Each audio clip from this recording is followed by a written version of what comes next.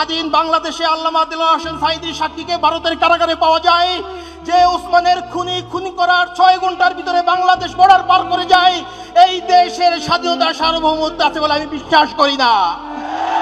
প্রিয় ভাইরা আমার, এই 56,000 বর্গ মাইলে আজাদির লড়াই আপনাদেরকে শুরু করতে হবে।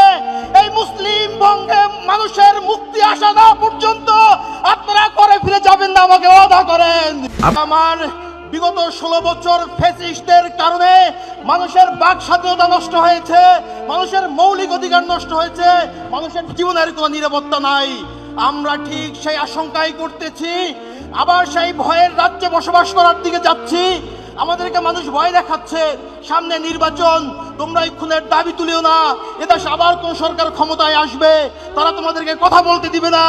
আমি আপনাদের কাছে বলতে চাই, কোন সরকার ক্ষমতায় আসবে কি আসবে না সেই সিদ্ধান্ত জনগণ নিবে। যদি আপনারা এই কোন সরকার ক্ষমতায় আসবে আওয়ামী লীগের মডেলে নির্বাচন করে আবার আধিপত্যবাদীদের ক্ষমতায় আনতে দেন, এর জন্য আপনারাই দায়ী থাকবেন।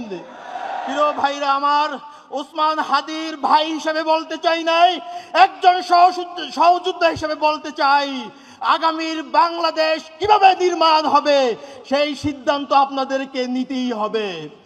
আপনারা যদি এখান থেকে পিছপা হন, কোন ধরনের আঘাত করতে চান, পার্শ্ববর্তী রাষ্ট্র হোক, বাংলাদেশের মধ্যে কোনো ডিপ স্টেট হোক, কার সাথে যদি আপনারা আঘাত করে আবার এদেশে ফাঁসিবাদ কায়েম করতে যদি সহযোগিতা করেন, আল্লাহর কাছে আপনারা দায়ী থাকবেন।